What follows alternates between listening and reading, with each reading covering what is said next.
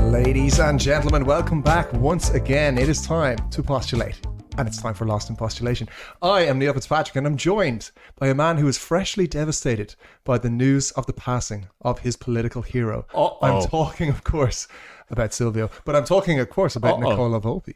Welcome back. Yes, it's good to be back. It's what a shout out. Look at that.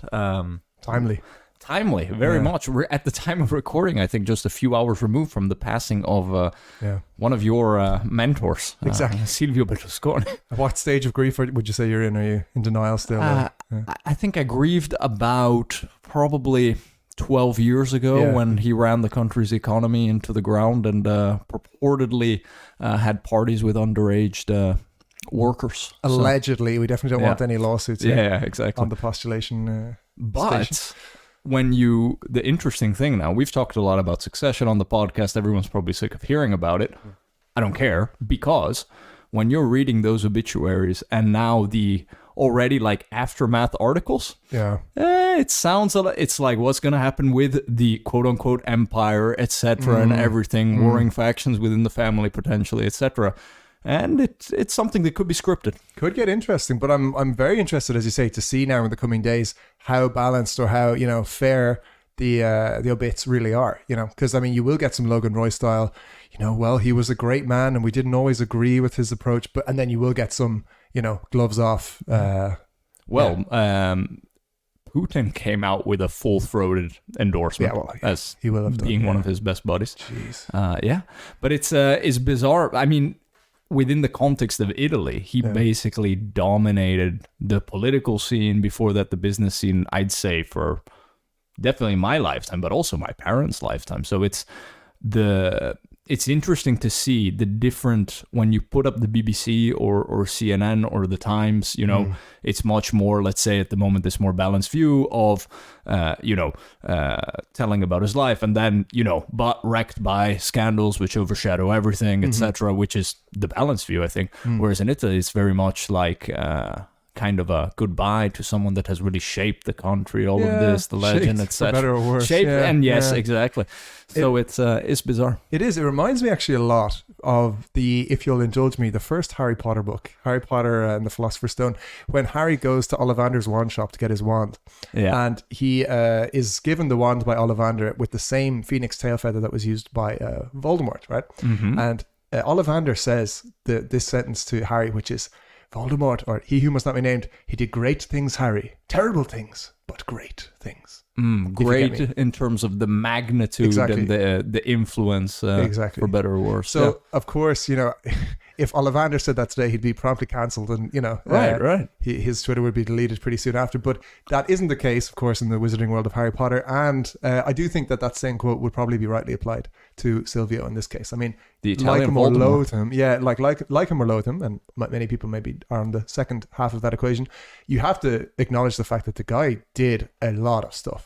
Yes, and pioneered, for better or worse. He did sports washing before we knew what sports washing was. It was cool, with my football club, actually. So as a naive kid, we thought, hey, he's just the president of the football club lifting all the cups. But, and he was Trump before Trump. Yeah, he kind of set the Trump template in a way, He really did. You have to think, He did the property magnate, buy the media, go into politics, saying things the others aren't willing to say, etc. And then, he followed that. While at the time, though, and while I was living in the US, people were rightfully so ridiculing him, etc.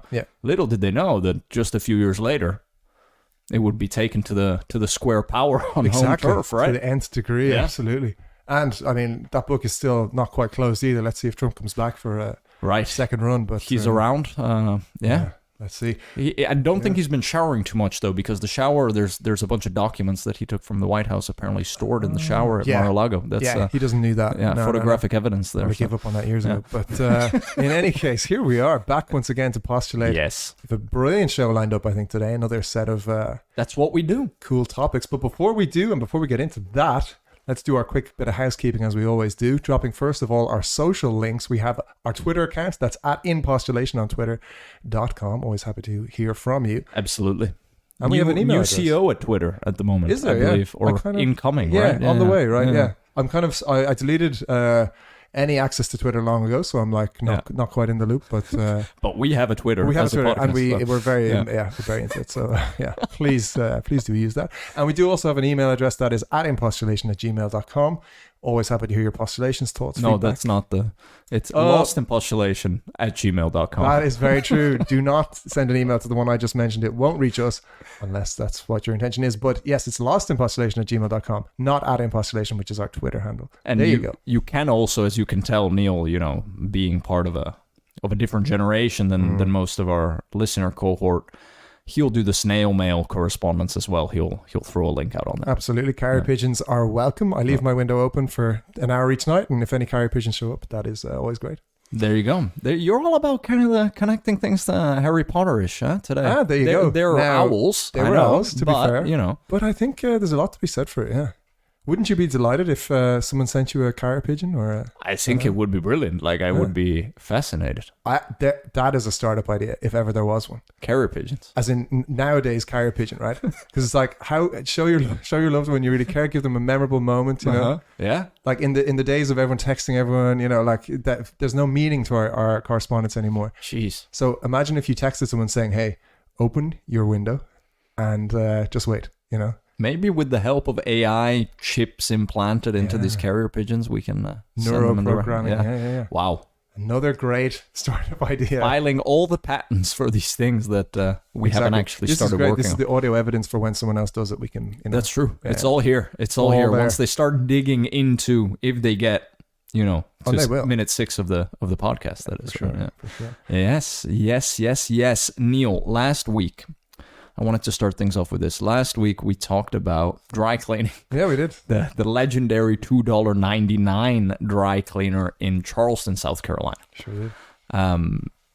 Now, following up on that, I have a mundane for you. I am proud to say that I have ditched, my wife and I have officially ditched our experiment with the steamer. This is brilliant because bye steamer. You suck. Yes. I'm sorry, but you suck. I heard this because we had that conversation recently at home where it was like, should we get one? Because we hate ironing. And I did the Googling around and I found really mixed reviews where some people were like, it's a game changer. And then an equal number of people were like, this thing literally does nothing. It's the worst. Now, the rationale is, okay, well, it's quicker than the ironing. You don't need to have an iron board somewhere taking up space, an iron, etc. But it works for some things. So my wife's, for example, I don't know, silk dresses just right before she goes out because they're hanging anyways. But a shirt? No chance. That's what I was thinking. Trousers? Same thing. Yeah, they're cheap enough, these things, right? They're like €100 or something like that. Exactly. And my first thought was, like, so is an iron, like the same price. Mm-hmm. So how is it going to... If I hung a shirt up and held an iron up to it, that would be ineffective, right? Mm-hmm. And okay, I get that it's a slightly different mechanism, but like still, you need pressure. Yeah. You need to like flatten the thing, to flatten it, intuitively enough, at least in my head. So I was like, I just don't see how it's going to work. Now, I do think hotel grade, like proper hospitality industry steamers probably are quite good, that they can hold a sheet up on a rack and steam it and it'll probably work. Okay, but in the basement of the hotel, not in the room. With a big boiler attached to it and like proper high pressure steam coming out. But the consumer level ones that you get in an electronic shop, I think those are a joke. Desperate, no? It's a joke, yeah. I mean, my only hope is if any listeners disagreeing with us on this, that they can send it in, because I have yet to meet someone who's like, oh, it's amazing. No, you can't swear by it. I got to the point where for the last year, I barely wore shirts. Yeah. Button down shirts, because you can't get it as good. It's fine for finishing touches. Yeah. But you need the iron to do it properly. And did you not have an iron the whole time? Like you were a steamer only? For that time, for that period of time, yeah. We said we're going to do a full trial and error and error and error and error and error. And it was horrible, because then what I would do was, I knew we were going on a trip. Here's the kicker. And I wouldn't steam anything before going, because anyways it wasn't going to last. So I would have my shirts washed. I would wash my shirts. Yeah. I would pack them down, just throw them in the luggage, because I'm like, anyways, I'm going to have to iron these when we get to the hotel. True. And nowadays, 9 out of 10 hotels, even business hotels, don't carry an iron in the room anymore. They make it a little bit harder. Which is crazy. Yeah. But that brings me to a very important question. What is your opinion on the slightly unethical life hack of turning on the shower full blast on hot, hanging up your shirt in the bathroom, closing the door, and leaving it for like an hour? I've done it. I've done it for even longer than an hour. Yeah. It depends how wrinkled you're coming in before doing it. But I always have a bit of a mixed feeling about it because I know the hotel's going to be fine. Oh, you called it unethical. I know, yeah. But so mixed is probably not actually true. I literally have bad feelings about it because, okay, the hotel is going to be fine. Like, we're not going to run out of water, I don't think, at least, right?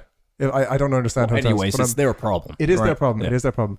But I can just kind of foresee. Oh, wait, you leave the shower on for an hour? For an hour. Oh, my God. Okay. But this works. Like, this is like a proven goat level strategy to get it fully ironed, basically. But you need to leave it in there for like an hour. Okay, so I was leaving it post shower. That seems like it may not get you fully ironed. It's just the steaming. Yeah. But this, like, you can really leave it there and come back and it's like good to go, like straight out of the dry cleaners, straight out of $2.99 dry cleaner. Well, maybe not. Hopefully not. But I just foresee a scenario where someday I'm going to get a knock at the door and be like, excuse me, have you been running the shower for an hour? You know, like maybe they have some data on it or something, you know? So I'm just a bit paranoid about that. And I don't want to be accused of that because then they'll be like, yeah, that costs us like a lot of money. In these inflationary times, we don't need people running showers for an hour. You know? Now you're on the record with it, so that's not going to help your case. I didn't say where I've ever done it though, Okay, so hopefully no hotels come and track me down. 1 hour? Yeah. You are a maniac. Yeah. But this is what And I it was. works? Yeah. Oh, it's amazing. Okay. At least, so you need to make sure it's not touching anything, because if it's hanging on the door of the bathroom and it's like contacting the wall, right, it's going to just take all that condensation on. It's going to get wet. That's not what you want. Right. It needs just washing it. Freewheeling. It needs to have air on all sides, and just let that thing go. Watch some TV, chill out a bit, do some work, and then, baby, you got an orange shirt. Wow. Now I do understand why you call it unethical, because... Oh, no, you're fully ethical. If you're just going to like, hang it up in the already steamy bathroom, like, of course, that's fine. I just don't think you're going to get great results. Wow, okay. I wonder how many people are doing that, because that's basically like, in that 1 hour is essentially 2 weeks of showers. Yeah, for one person. Like, you see the ethical quandary I've found myself in. Okay. And but that works like a charm. That will work 100%. Okay. Now, you could argue if they had provided an ironing board, I wouldn't need to do this, you know? Right. And of course, you can also call down to reception and be like, hey, can I get an ironing board? And the response varies from, yeah, sure, come get it. Or, hey, yeah, we'll drop it up to you. Or here's a steamer nowadays, exactly. Unfortunately. But I've been to a few weddings, actually, in different parts of the world where they were like, oh, yeah, there's an ironing board. It's in one of the rooms. And it's just like, one of the guests has it. It's like, okay, do you know which guest? They're like, I think it's like in the west end of the hotel. Oh, like, come on. So we were like running around being like, does anyone have an ironing board? This was in... You're just like knocking on doors. Yeah, pretty much. Oh my God. Now, yeah, that was more comical than annoying, but still just like not acceptable. And I really think there's another gap in the market, added to the list, for just the Uber of ironing, you know, where I can just be like, hey, I need the shirt ironed in the next like 30 minutes, and someone will come by with a full ironing board on their back and just go I think hefty premium though on that one, probably that you but have I would to pay that premium, yeah. especially if it was like you get expensive for work. Do you think on like a Saturday evening before dinner time they would have surge pricing like for Uber, sure, right? For sure. But I think it's more business. It's like their surge would be like 7 to 8 a.m. or like 6 to 8 a.m. on a weekday morning, where you've woken up and you're like, oh no, I totally forgot, you know. And then they're like, yeah, we'll come do it, no worries. Do you hate the ironing that much? Because what I had found when I used to, actually back when we used to work together, when I was, you know, wearing shirts, you know, 4 to 5 times a week, what I would do is I would put something on the TV, put my iron in front of it on the Sunday, you know, afternoon or evening, and just power through like 1 to 2 weeks of shirts, and I didn't mind it too much then. I've been there. I used to do that. The interesting thing is, like, since I started my working career, which this will tell you a bit about how old I am, the level of formality in an average office has plummeted. So I used to, in 2013, let's say, when I started working, I would come in like shinable shoes, as we call them now. That's brown, light brown, but shinable, right? So not like, you know, not anything else, not suede or anything like that. Shinable shoes, chinos, not jeans, and full on shirt, you know, like a decent tucked into the trousers. Tucked shirt, 100%. So that requires daily ironing and like one a day, and usually never repeating, right? And since then, it's like sneakers, jeans, t-shirt, you know. It's no big deal. I haven't worn a button down for work in 4 years. Exactly. I think. Yeah. And in to some extent, great, you know? Yeah. Because, like, who cares? It's like, exactly. Judge me on the work I'm doing and not like, And of course there's a line, because if you showed up in, swimming gear and no t-shirt, of course that's going to raise some eyebrows, right? So there is still a line. Might get there. If you look at, we used to wear ties and cufflinks and stuff just a generation Slippery ago. slope, who knows? But I think it's highly likely that there's still a level below which we won't stoop, that people are generally aware of, like, what's okay, what's not. But what is okay has shifted so much over the years. Big time. So I'm not ironing anymore, because I'm like, no, true. If I'm going to wear a shirt, once in a while, I will iron it, but I'm not going to do a whole batch iron. No, no, those days aren't there anymore. Yeah. But what I saw on the hotel point was, especially after COVID and stuff, they've started cutting costs wherever they can. And one of them is that. Another one is not filling the mini bar unless you ask for it, for example. There is so much, even and we have it every time, the number of clothes hangers you have in the closet. Oh, it's gone down. Ends up being 3 or 4 or something. And every time Maria calls down and she's like, can I have 20 legit, really? If we're staying somewhere for a week or something, she brings all her dresses. She's and they're like, what? 20? She's like, yes. Wow. But and then they have to do it, right? Yeah, it's hangers. They're not going to charge it. It is a lot. I agree. Yeah. Also because there's no space for mine after that. Exactly. But, you're folding and folding and stowing. Yeah, exactly. All these little things, the amount of shampoo, shower gels, they're really, and even at the nicest hotels, even when we were going on our honeymoon and stuff, they're cutting everywhere. But it's nice how they've kind of disguised it as an environmental thing, where it's like, hey, good news, we're not going to wash any of your stuff. You're welcome, right? Yeah. Isn't that great how we're saving the world? But it's like, okay, cool, but I would also really like a towel. We'll only wash your towel if you put it specifically in that corner of the room, folded in this way, upside down. In the shape of a crane. Yeah. Exactly. No. Yeah. But no, I think actually there's a lot of fuel in the tank for hotel postulations, which we haven't had so far. Hotels. So, it's just it's a funny thing, hotels, if you think about it. There's a lot to unpack there. Absolutely. But we'll get to that another time, potentially, with Google reviews of hotels. 100%, yeah. Which brings us smoothly on to our next topic. And I guess we'll cut to a quick break. So coming up, listener, after the break, we get back into the wonderful world of Google reviews. Please join us.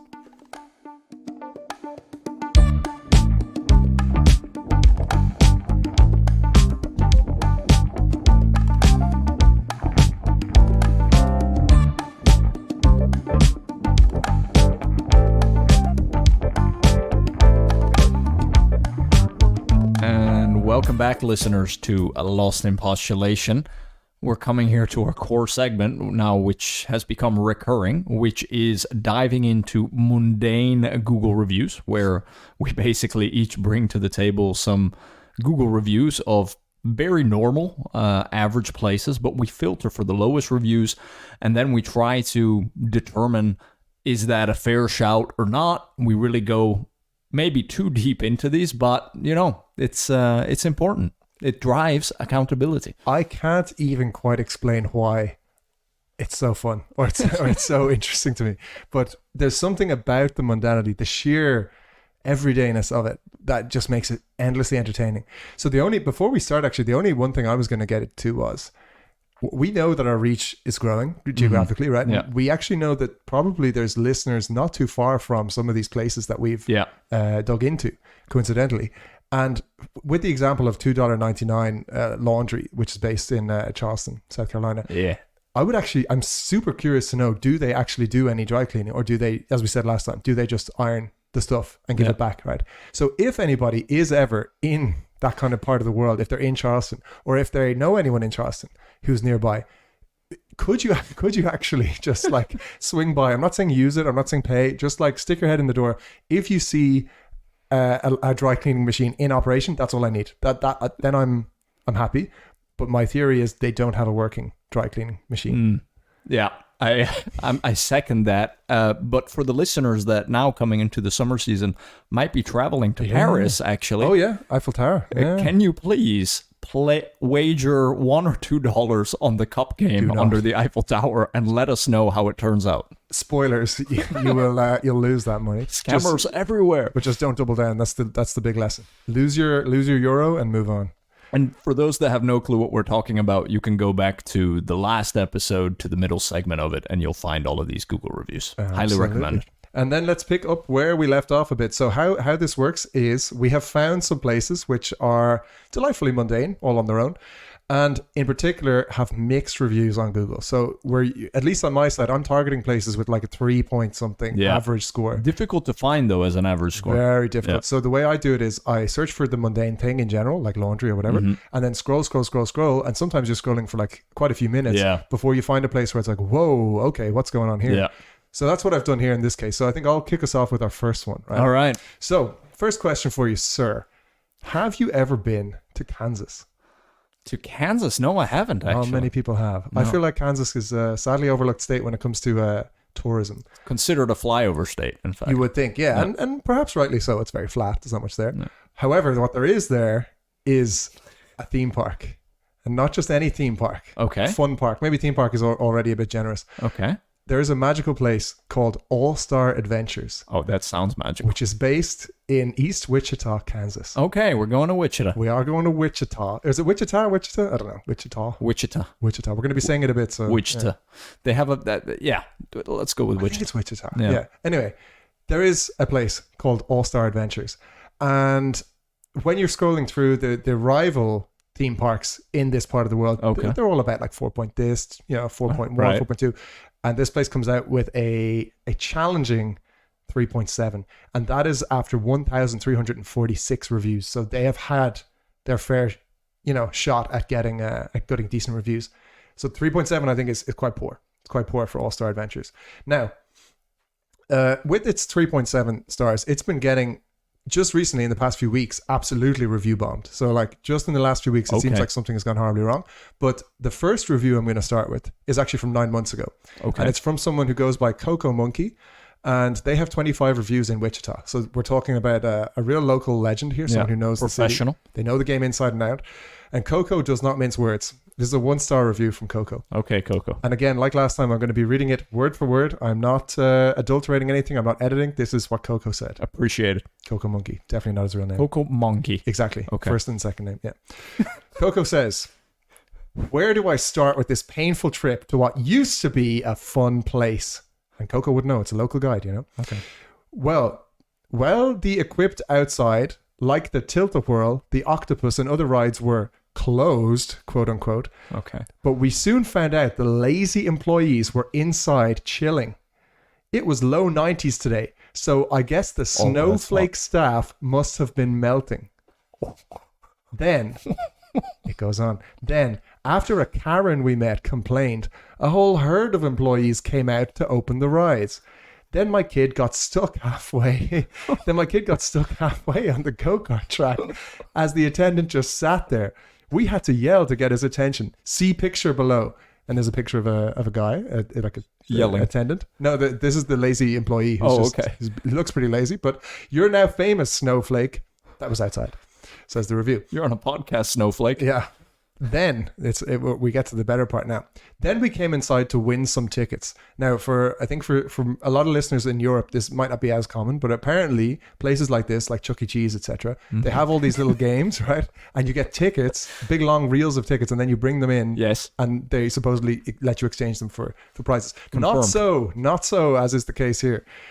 What he says is, then we came inside to win some tickets. The skee ball machine broke while we were playing it. And there's a picture of the broken skee ball machine. It's out of action, as you can see. That's unfortunate. Several machines took your tokens but gave no service back. The machines that count your tickets are a scam. We'd put in 100 and get a ticket for 83. At one point, we input 6 and it just took them and gave nothing. So we decided to take a video. We input 6 more and it gave a ticket for 2. So we made the ticket booth count them by hand. They had a sign that said no cussing at the beginning when you walk in. Now I know why. That's Coco Monkey with the 1-star review for Wordsmith too, Coco Monkey. No cussing. And he was pushed to the edge there. Wow, okay. That's it doesn't sound like a very fun day in East Wichita. Absolutely. That's for sure. I think if you find yourself in East Wichita, there's many better places. I mean, it sounds like a place that they are very aware of the ownership, that it's falling apart. Yeah. Probably they've lost the backing of their investors or whatever, and they said, "All right, let's just run it out for this last summer season and let it go." I think they're on its last legs, because then it has gotten even worse, I think, in recent times, and specifically with these games, right? These ticket games that I've talked about. There seems to be like a scam going on or something. Because, like the cup games in Paris. Yeah, but even worse now, because Sarah Harrison, 3 weeks ago, this was her first ever Google review, so she probably created a Google account to write this review. Okay. I'm not going to read the full text because it's fairly long, and she's complaining about all sorts of things, but she finishes on the tickets thing, and she says, while we were working on getting our tickets counted from the machine, the staff person there shut down all of the machines, including the ticket counter. So like the image is just so good. Like the staff lady sees them coming with tickets and goes, "Whoa, better shut down the ticket counting machine." Does so. Oh my God. We asked how we're supposed to cash in our tickets. She said she couldn't manually count them and needed the receipts from the ticket counting machine that she just shut off. We were not able to cash in our tickets for a prize my daughter wanted. I had to take home a crying toddler because all she wanted was a lollipop that she couldn't have because the staff person wouldn't let her cash in her tickets to get one. Needless to say, we will not be going back. So, awful times. So you're cashing in your tickets for a prize, right? It's not like you're at the casino cashing in your chips to actually get cash back. So my question there is, what is the staff gaining from not exchanging tickets for prizes, because they're going to have to hang on to that inventory unless they're looking to liquidate this whole thing later. But like at a micro level, like, okay, you're not going to give this prize to this person. What money are you saving here? Like one lollipop that they bought for like 2 cents or less probably is what they're hanging on to. They're like, no, not for you. Or those huge stuffed animals and oversized chocolate bars. Yeah, but stuff. Even then, like, probably. Even if you sell that whole inventory secondhand, like used, right? Because it's been hanging up, I guess, in the. Like, are they going to get any money for that? Yeah. Like, I don't see the end game here. It seems extremely short-sighted almost. Like, I'm trying to get what the angle of the quote-unquote scam is, right? I mean, other things, it's an atrocious experience. If your ride stops, that's no fun, especially if it stops while you're upside down. I don't know if that was the case. Nobody's reported that so far, but I think it's because none of the rides go upside down. Okay. It's one of the, it's quite basic. I mean, it's really like they just pull out the furniture for the season type of place, it sounds like. And half the rides are generally not operating, etc. Like, and they have no problem charging full price. So like most of the reviewers are just like, you charge full price for like a ride pass where you can go on everything, and then it's like no rides are working because there's nobody working there. Yeah. Like, imagine walking up to a roller coaster and it's just like there's nobody here. You know, that's what you're talking about here. And think all these parents are then going home with children that are miserable from the experience. After they had to be there with their child for 7 or 8 hours the whole day, twiddling their thumbs. It's unforgivable. Like, imagine that, having to deal with that. And I mean, it's just disappointing in every sense. Another reviewer mentions, among numerous complaints, they say website advertises bumper boats, brackets, they do not exist. So there's a picture on the website of bumper boats. You know they're just not there. They just don't exist. Yeah, they're just not in the place. It's crazy. So this place, like, I have no problem naming and shaming. All-Star, they call themselves on their website your one-stop fun shop, which is a bit of a tongue twister to say, actually. One-stop fun shop. One-stop fun shop. But they say, you know, as a family fun center in East Wichita, we offer the best entertainment around for individuals and groups, selection of rides and attractions for guests of any age, 25 different activities. I mean, they talk a big game, but the reviews do not lie. Wow. Okay. That's really not fun. Really not fun. So to our Wichita listeners, yes, please let us know. Have we missed the mark? Have we been unfair? Have we? And if you can dedicate a Saturday or a Sunday to going there, I mean, document it for us. Exactly, but I'm going to stop short of recommending they go because it seems like an absolute rip-off. Like they're happy to charge like $40-$50 in, and then it's just, or like their ride pass is that, and then that's you literally, the ride pass, $40 to $50, but then you get nothing for it, because they also have a pay-as-you-go option, which I strongly advise everyone does if they go, because then you just pay for what you do, right? Right. But they have no problem taking your money and then being like, oh, whoops, everything's closed. You know, this place, it kind of reminds me up a little bit. This place, but also they're clearly not understaffed, it seems, but the staff is just chilling on the rides which are closed, right? Exactly. That was the first part of the review. Yeah. Just not doing anything. Separate reviews. We have a place where they went to get a snack bar. They went to the snack bar and there was 5 people standing eating pizza, and did not help, and none of them were interested in serving them. You know, it's just like, wow, horrible. And a guy nearly broke his finger. I'll finish on this. How did that happen? So, or a lady, sorry, Catherine Masaglia. She was there to use the batting cages. So among other things, they have crazy golf and they have batting cages. Something I've never used. Wouldn't mind. Can be really fun. Yeah, can imagine. Well, it wasn't fun for Catherine because she says batting cages aren't functioning correctly. Almost broke my finger getting nailed by a ball far, far outside of batting box. Now, when she says outside of batting box, does that mean outside of where the ball normally would fly? Yeah. So basically, the way the batting cage works, right, is it's long, right? And on one side you have the ball machine spouting things out, right? Giving you fair warning of when the ball is gonna come rocketing at you. And you have the batting box where that ball should go. So you know that when you step out if you need a break, even if the machine keeps going, you're not gonna get hit. Not gonna get nailed. So that's really dangerous. That's Catherine, suable. Yeah, she had a big purple finger. She had no problem including it in her review. A picture of it. There you can see it. And that's not fun to get hit by a baseball. She certainly didn't enjoy it. No, she said, and management couldn't have cared less. Said the engineers said they sometimes, quote, get stuck. That's the explanation she was offered. So, geez, it's not looking good for the old all-star Wichita. No, it really sounds like a dangerous place, in fact. I mean, rides getting stopped, getting hit by baseballs from the machine ball. Exactly. I think this is one that we could come back to in like a year and just see, are they even still in business? Where are they now? It really seems like they're on their last legs here. Like they're just milking this thing and hoping to wrap it up ASAP. Yeah. Wow. Well, thanks for sharing that. That was really... no worries. Wichita. East Wichita. East Wichita. Not to be confused with West Wichita. Well, I mean, the Western District. Exactly. Absolutely. It's the better half. Okay, good. I'm going to take you to Manhattan. Oh. And I'm going to take you to a barbershop in Manhattan called the Gentleman's Barber Spa. And a spa. He's a barber and a spa. Or he's saying he's a barber. It seems he's just a barber, but he puts spa in the title of the establishment. Not sure I agree with that naming convention. Me neither. But he replies to a lot of the reviews also, always good. It seems. Always so, good. First review from 10 months ago from Nirav Majitia. From the second I sat into Jeff's chair, I had a feeling this wasn't going to be a good experience. I know the feeling. The first thing I did was explain to him what I wanted doing to my hair and showed him a picture I had from my last barber take when I left London. Jeff's first words were, quote, "Let me make it better than that." Quote. No. I explicitly told him that all I wanted him to do was what I asked for and mumbled, "Okay." Then, as he was cutting my hair, I stopped him, as he was most definitely not doing what I asked, as he had already taken the machine way too high, and he said, quote, "I've been cutting hair for 30 years or something like that. I know what I'm doing," quote. Oh no. As he cut my hair way too short. At the end, he dried and put some product in my hair and said, "Looks good, no?"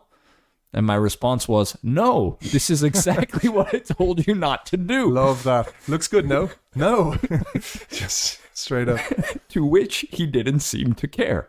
Wow. Also, he kept pausing, cutting my hair to check his phone. Oh. Not cool. Waiting on a message. Yeah. Awful experience and well overpriced. If I wanted someone to cut my hair as they felt fit, then I would go to a $5 barber anywhere. Not what I expected and extremely disappointed. Do not go. Whoa. Well, he's lost my business next time I'm in Manhattan. Do we know the price? Did that get mentioned? Let me check here. So I feel that's super important. It was around a $50 range. Yeah, that's steep. That's steep. Steep. Maybe it's not Manhattan steep, but like it is. That's like you're expecting something real here. You know? Yeah, exactly. You're expecting good service, right? At least. Whoa. Now, just the reply, and then we'll start to evaluate this. The reply from the owner of the establishment. I think Jeff was just one of the barbers. Okay.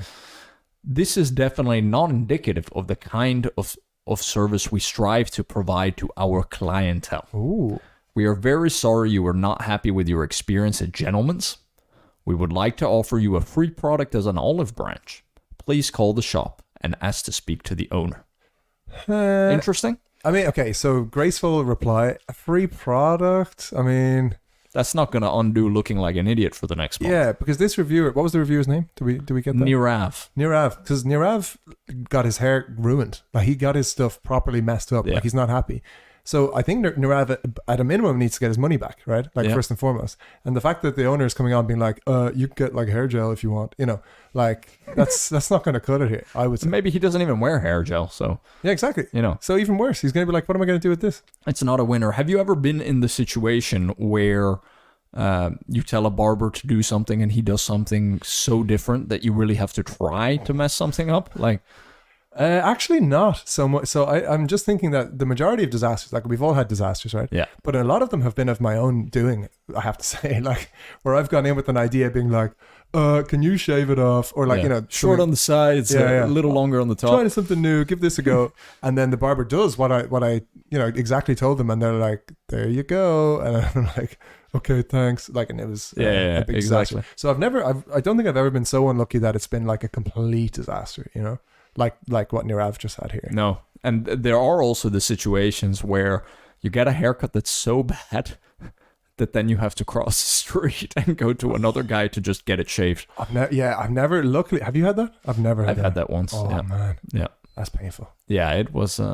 traumatic. Also because then once you shave it, like it takes a while to grow back. Yeah, I feel like most of the head shaving stuff, like people are probably surprised by just how long it'll take to get back to what it was, right? Yeah, definitely. And geez. Yeah. But unfortunate for Nirav and his friend Jeff. And it doesn't end with Nirav either. Okay. Yeah. So then we had Michael Canizzaro, who writes, recently got a cut here for the first time and was extremely disappointed. I cut the accent. I was like, well, I mean, it's a safe assumption, but anyway. The haircut I received was good, but nothing like what I asked for. These are all 1 stars, I remember. See a trend emerging here? Wanted to keep my hair longer, and the barber kept arguing about the way it would look. Not your place, barber.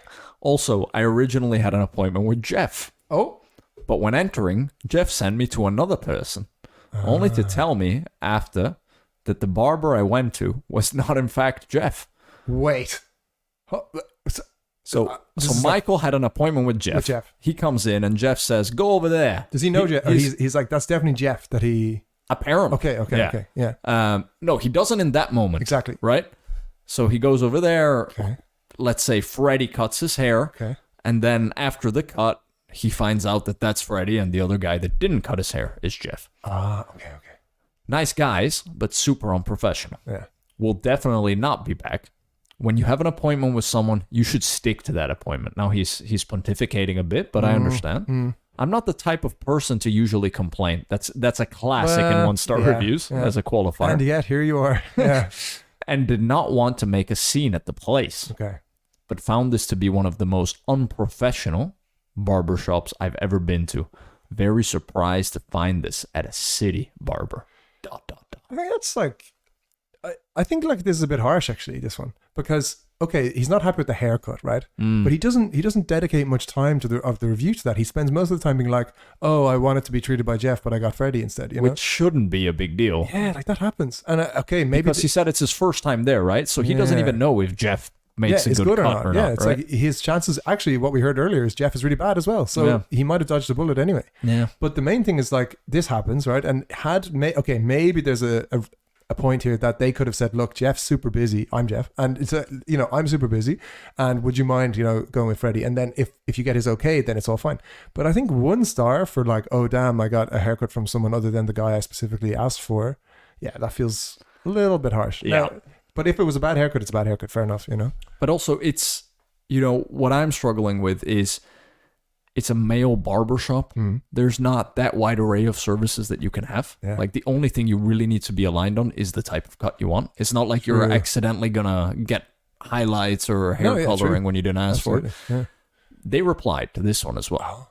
Hello, Michael. We truly apologize for the misunderstanding on the services you wanted. Please allow us to refund the charges and offer you a free service of your choice. Ooh. We are always known for our outstanding services and professionalism at its finest, so please come back in when you're ready, and we'll make sure your next visit will be a better experience than the first. Hope to see you soon. Now, our friend Nirav reviewed after Michael, and he only got offered hair product. Exactly. So I think this place has kind of their patience is run thin. So they probably got their first few 1 stars and they're like, oh, battle stations, guys, we need to fix this. And now they've gotten so many 1 stars, they're like, some hair product maybe, you know? It's tough. There's some deflation of the rewards or the compensation that they're offering here, which I don't like. It's really tough. I think I have one to round us out. Okay. From JV94, who gave 1 star. Wouldn't recommend to anyone. The barber does what he wants unless you are very, all caps, specific about what you want, and will proceed to give you extra services without warning or telling you how much for the upcharge. Shady. The owner/manager was not understanding the confusion. Horrible experience. Do not go here. Well, they say twice is a coincidence and 3 times is a pattern. And all 3 of these reviews have said the guys just set off on doing whatever it is they want, you know, cutting your hair. Now, this is interesting though, because if there was a barbershop whose concept was, don't you worry about it. We know what looks good for your head and your shape, and we're gonna take care of it, right? If they were upfront about that and were like, that's our concept, and you know, you can feed in, but please just trust these barbers. Right. I think there's actually probably a world where that's okay, right? So I actually am totally against the concept of let the barber kind of decide. Maybe they know better. It's their job, right? Yeah. However, in this case, I think we have a barber, Jeff, who can do one thing. Yeah. He has 1 haircut and he's got it in the tank. He's got it nailed and he's like, I'm going to give you a skin fit. Here's your skin fit. And it's like, no, I don't want one. But there we go. And I think on the concepts, you can't just go free as a barber when it's their first time visiting you, right? Now, I have a certain relationship with my barber as you and I have had with another one of our old barbers, right? Where after a while, yes, do whatever. Tell me, no, maybe we shouldn't do that, etc., right? Because now we have a relationship. And the barber male customer relationship actually is quite intimate because it can go wrong in so many ways, 100%. It seems. And I mean, we've heard, of course, that like the type of discussions that a barber can have with its clientele can be actually massively wide ranging, from just, you know, chit chat to like deep philosophical topics. There's scope. Sessions. Absolutely. There's scope for all sorts, you know, if you have a good relationship, if it gets off on the right foot. Exactly. So I'm kind of surprised almost that this place is aware of Google reviews. They clearly, as evidenced by their replying to reviews, they know that they're getting slated on Google, and yet they have barbers who are like, yeah, I'm not gonna do what you say, you know, like what's the benefit here? Like, what's the game plan? Where they're like, oh, I'll tell you what our customers will really love, not listening to them, you know. And also, let's say, how do I put it, progressively balding fellas like you and I, allegedly, we go for the haircut, but we keep coming back because of the vibes and the service we receive, right? Exactly, like that's what it's about. Sooner or later, we're going to stop going altogether, so we got to milk it while we can. Yes. But there was a reply to JV as well. So excellent. Props, maybe they just get a bonus star, 2 stars on all these reviews because they're so accountable. I was going to say, so far, this is best in class in terms of replying that I've seen. It's gracious, humble, you know, so I like it. He says, Jeff, the owner. Jeff's the owner. Okay. Jeff, the owner, just informed as to what happened. Interesting. Now, so who's talking here? I thought Jeff was replying. Maybe Jeff is bigging this himself is probably their customer success person, which I imagine also cuts hair. Okay, yeah. Someone paid online before the appointment for the customer to receive a haircut. The barber gave the requested cut. Then the customer asked for a beard trim and a shave, which the barber also performed. This is good fact checking here. Okay. Afterward, the customer was charged for the beard trim and shave, but not for the haircut, which was previously paid for online. It seems that you didn't understand that you would be charged for any services that weren't paid for online. Yeah, naturally. If you had paid for the beard trim and the shave online, we, of course, would not have charged you for those barbering services at the time of service. In the end, it is never our goal to have unhappy customers. That's a brilliant quote. Because I don't know whose goal that would be. No one's accusing you of that, just FYI. Yeah. And so we apologize for any misunderstanding. Call Jeff at the shop. He would like to offer you something to help. I think Jeff has his hands on too much stuff. He's trying to spin too many plates. Because in one minute we're hearing Jeff is doing the haircuts, then he's the manager. I think he might have responded to one of the reviews. You know, like it's multiple personalities. He's a bit busy, this Jeff. I wouldn't be surprised if it's a one-man operation. He's got like him and one other guy involved. I think this review, JV, could adjust upwards though, because it seems that half of the rating at least was driven by his own misunderstanding. He wasn't upcharged or tricked into something. No sympathy here. If you haven't booked a beard trim and you get a beard trim, it's not for free. And I mean, I like to think that most people have done enough maths, to understand how like A plus B equals C and doesn't equal in fact A, which is what he seemed to think in this case. So yeah, I think that one I'm falling a little bit more towards the barbers here. What's it called? Gentlemen's or something? Gentlemen's. On the last one, I think, but on the first two, I mean, it seems they do whatever the hell they want. Yeah. So fast and loose, Maybe, like you said, just put that on the door. Yeah. Have that be your mission statement. You'll probably still get clients. I think the guys giving these 1 stars might be very picky, I think, Also. Where it's like, I have to look just like this, and then it's like, well, let's let the barber do his thing. He's a barber. It's his job. Or maybe they see something different in the mirror than how everybody else sees them. They have an inflated view of their hairline. Exactly. Jeez. I've been there myself. I wouldn't know what that's like. No, but geez, that is very intriguing and one that I could see myself swinging by. Where is it in Manhattan? Lower Manhattan. Doesn't go into Tribeca. Okay, easy. Seems, yeah, we can swing by there if you're we can do it. In the neighborhood. Yeah, we'll just fly peep over. your head in the door. Ask for Jeff. I would if I could meet Jeff. All I would ask him is like, is your philosophy that you know better and that fundamentally your clients don't necessarily know what's best for them? Because Apple has that philosophy, right? I mean, many innovators have had that philosophy. Where it's like, hey, do you want a music player with a wheel to control it? Everyone would have said no, but they were like, we know what's best, so here you go, right? I think that could be the case here with Gentlemen's as well. Jeff could be the Steve Jobs of barbers. Jeff is an innovator. Yeah. Well, is it Jeff Bezos here running this? Jeff Bezos with all that hair experience himself. Bit of a side hustle. Who knows? Been there, better? done that. Have you had bald barbers actually? Like fully shaved bald barbers? Probably. I've never thought about it. It's bizarre. Isn't it a bit like that riddle where it's like, say there's in a town there's 2 tattoo artists and one has absolutely awful tattoos on his back and the other one has amazing tattoos on his back. Okay. Which one do you get your tattoo from? Well, I think the interesting one would actually be one of them has the awful or good tattoos, whatever, all over his body, and the other one has 0 tattoos and is giving out tattoos. Oh, then it becomes 50-50. Because that's basically the bald barber, right? Yeah, well, I guess you wouldn't practice on your own head anyway, so does it really matter? That's with the tattoo quiz or the riddle, because it's like you go to the guy with the bad tattoos because he's out there doing good tattoos on other people, but he's not tattooing himself, right? So that's the how do you know he's doing good tattoos on other people? Look, because the other tattoo artist in the city has good tattoos on his back from him. Yeah, well, because there's only 2 tattoos. Okay, I got you. You haven't heard my riddle. I haven't given my riddle a fair shake here. No. I like that. That's a good riddle. I like that. Well, it's pretty simple. But bringing it back to the barber, though. The bald barber. Yeah. Do you go to the bald barber? I do. I would. Well, I don't in practice go to a bald barber, but I wouldn't say no, because I mean, it's not like they were ever practicing on themselves, Well, he probably shaves his own head, I would imagine. True that, yeah. But he's not styling. He's not he's not doing the whole thing, Well, there's nothing to curl or anything. Exactly. Okay. So I think if anything, he's got more time than the average. Jeff Bezos, barber, Jeffy B. Tribeca. If it doesn't work out with Amazon, Yeah, exactly. All of a sudden. Yeah, very suddenly. That would be impressive in and of itself. Actually. Or if he spends it all on the Blue Origin rockets. I mean, he's on course to do just that, isn't he? I think so. We have a little bit of time left of what's allocated. I do have one more place still in our beloved New York City, if you'd like. Yeah. I think I keep coming back to New York. Let's do it. In Queens, okay? 7901 Broadway, Queens, New York.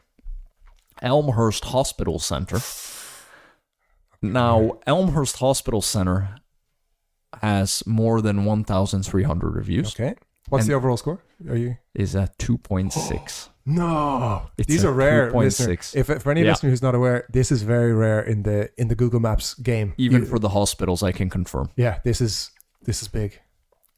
So, some facts. It's open 24 hours. Emergency department open 24 hours, right? What you would expect. This is just the info you get on Google Maps here.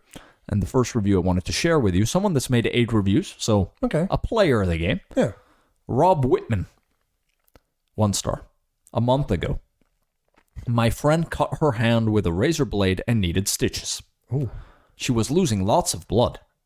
We waited in waiting room for 4 hours, and she passed out because of blood loss. I shouldn't laugh. Sorry. Yeah. Nobody would come see us or help us. I put a tourniquet on her hand and drove her to LIJ, which I'm assuming is another hospital, where they helped her immediately. You think that's the end of the review because it compares, right? Yeah. But he goes on. I know. 3 hours after being helped at LIJ, the Elmhurst waiting room receptionist called my friend to tell her they can't find her and that she will only need to wait 1 more hour. No. Hashtag OMG. Whoa.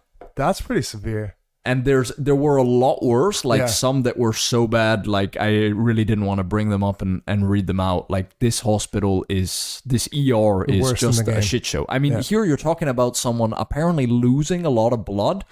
Now, I get if, you're just chopping your vegetables and you get a little cut and you come in, maybe they make you wait, right? And they're like, yeah, you could have bandaged it at home. But someone that's visibly losing blood, having to wait 4 hours? And I have so many questions, actually. Because which would have been 8 hours. Yeah. Because 3 hours later, they said 1 more hour. Exactly. This is the kind of maths that Jeff from the barber shop wants his customers to learn. Exactly.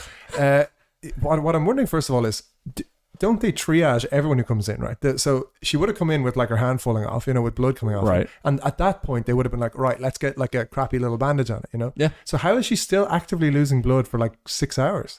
I just don't, it's impressive. It's like, it's almost like they would have to try to let her lose that much blood. Yeah, exactly. They would have to like just get rid of any, even first aid kits. Like, it's like nobody give her toilet paper. Like, like literally, they were don't like, shoot dare. Don't let that, like she needs to learn her lesson. She needs to suffer. This could be a very educational hospital, actually. Don't use razor blades. I think that's their modus operandi. They were like, you should have thought about that before you cut your hand with a razor blade. Yeah. That is pretty horrible. Yeah, so that's from Rob, who went out of his way to review this for his friend. Oh, well, yeah, because her hand is still bleeding, so she can't... she can't really type, right? Yeah. So that's Rob. And then there's so many, but I picked out 2. Okay. Then Juan Pablo, also a month ago, 4 reviews. He's in the game. Yeah, exactly. Gives it 1 star. Fair. Staff is rude. Brought my mother with a broken ankle and bloody knees after 4 hours, and the blood on her knees dried. Okay, well, I mean, that's better than the last one, right? At least. Yeah, but not sanitary. No, that's true. She finally was seen by a nurse. 4 hours later, she finally got her cast. Oh, ouch. Left hospital at 2 a.m. Horrible. Yeah, I have a lot of sympathy here for Juan Pablo because and his mother. Because I've been in an ER once with an ankle injury, and let me tell you, if there's one thing ERs do not care about whatsoever, it's ankles. It's ankles. It's not like you need them to walk or anything, right? But for them, that's like, oh, great. Like, you're going to be here for 8 hours. Just FYI. Like, it's for some reason, they're just like, oh, like, this could not be less urgent. And apparently doesn't get worse, I guess, would be their rationale. I have seen recently, though, and I don't mean to defend this hospital, right? But what I have seen recently is a good description of what the ER is, right? It's not a place to diagnose. And it's not a place to cure. All that an ER is actually is their only job is to determine, is a situation emergent, to use their lingo? Like, is it an emergency? And if so, then they process it to a doctor for treatment, right? So unfortunately, for anyone with a broken ankle or a badly sprained ankle, as was the case with me, as it turned out, they have done their job perfectly if they make you wait for 8 hours. Because you're by definition not emergent. You're not dying. Basically, your life isn't at risk, right? But a broken ankle, it's painful. Broken bones, for sure, it's painful. But there is no public hospital in the world, and maybe this is I'm not sure what this. No, it was public because then they were talking about the salaries to the employees. Exactly. So there's no hospital in the world, I'm pretty sure, public hospital, that will go, oh, broken ankle, get in here, let's get that thing strapped up. They'll be like, yeah, well, we're going to keep our doctors free for the next 8 hours because. Interesting take. Yeah. So, and I don't know what I think really about this whole system, and like, it's extremely unfair that the more money you have, the faster you get treated and stuff like there is also really bad downsides and dark sides to this industry. But this is an area where I'm like, it's extremely unfortunate. I feel very bad for the person. However, in this case, I'm like, it is very bad, and it should have been cleaned up. It should have been wiped and everything, sanitized. But there's a bit of waiting when you go to that ER, and it's for good reason. Apparently. Yeah. In that case, with Juan Pablo's mom, you could probably, it seems justified, but back to Rob Whitman's friend. No, that's just bleeding out in the middle of the waiting. That's in nobody's interest. It's like, you don't need someone bleeding out in your ER waiting room. Like, for your own sake, it's probably better just to get that taken care of, wrapped up or whatever. So that was pretty dreadful. And I come back to the classic where of course, for the barber, I will check the reviews beforehand if I'm new in a city.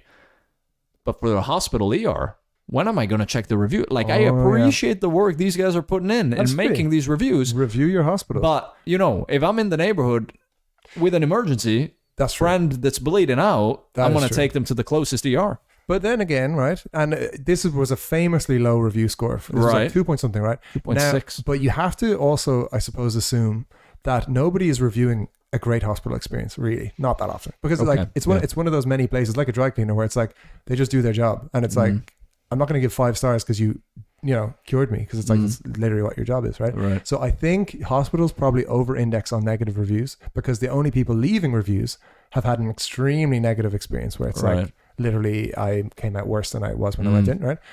So I wonder if 2.4 is dire. That's the thing, is there were still plenty of early 4s, right? Exactly. I think all the people who have had like an acceptable experience have not touched Google to, put in the angry review. No, probably not. Perhaps. Why am I so defensive of this hospital? I don't really know. Yeah, man, you're really coming out on the wrong side of history here. I just feel bad. Like in 2 years, maybe there's a documentary where it's like, this is the world's worst hospital, and then there will be egg on my face. It's definitely in the running, but I do think also, there's better hospitals in Queens, that's for sure. Yeah, Queens is a big place. So, LIJ apparently. So go to LIJ. Yeah. We got to figure out what LIJ is in Queens. I just want to know, does LIJ have better reviews? I'm sure it does. That's a good shout. Have a check. LIJ Hospital in, I guess, Queens. I think Queens. Yeah. LIJ Dr. Lobco's Hospital. Oh, see, that's a 3.8. Okay. If it's the one that I found here, and it only has 4 reviews. Must be new. One of them must be from our man Rob Whitman. I mean, someone called Demetrius Mixon gave it 5 stars and said, "My family really loves that place," which is a bit strange for a hospital review. It's like the corner candy shop. Yeah, like hopefully your family doesn't go there that often that they're like, "Yes, love it." Oh God. Nah, some strange stuff here. Yeah. But LIJ seems to be a bit better. Yeah, LIJ. Well, there you go. We've covered hospitals, barbershops, and amusement parks in Wichita, Kansas, of all places. Yeah, it's been a thrill ride, and here we are at the end of another episode. But thank you, listeners, ever for joining us, and wow, what a postulative journey we have been on. As always, listeners, write us in your Google reviews that you find fascinating. If you're in the neighborhood, vet these places a bit for us. This is where I think the intrigue can go to the next level. Yeah, I'm just so curious to know, like, are these places really as bad as they seem? Because they seem positively dire, all of them, basically. So if I was in the neighborhood, I would love to swing by and check those out. But, definitely. We'll leave that to the listeners, to the amateur postulators out there. Absolutely. Props to the brave soul that decides to get their haircut from Jeff. Yeah. Oh, please. Yeah. Just do it. Send us pictures at least. Exactly. Thanks for everything. Any parting shots from your side? Not really, actually, no. Just another big thank you. We're loving the journey, and thank you for joining us on it. Keep it going. Any parting shots from you? Because you asked me. Oh, there you go. Yeah. You got me. Yeah. Any parting shots from me? I mean, look, it's just the energy is good. I think zooming out, this is now episode 23 officially of original episodes. We set out on this journey at the end of last year just to test out a couple pilot episodes. We sure did. I didn't think we would be here, That's very we negative. wanted to be. Sure we wanted to be, right? But sure. who knew? We didn't even know our chemistry, right? I mean, true that. But we've kind of just fallen into it, and I guess the reason it's worked so far is just because it's easy, or it's like it hasn't been a struggle. It's just been fun, you know? So I think that's what keeps it going. It keeps us like showing up every week to do a new episode. And there's cathartic elements to it, I would say. I would say so. Yeah. Come away from this, released. It's like a therapy session. Yeah. Yeah, exactly. No, who knows? But we're enjoying it nonetheless, and we hope you are too. Exactly. So now you can go back to watching your 4-hour director's cut of the Silvio Berlusconi movie, which you took me to a few years ago. Just better the second time through, isn't it? Yeah. I can imagine. Great. Listeners, take care, and we will hear you on episode 24.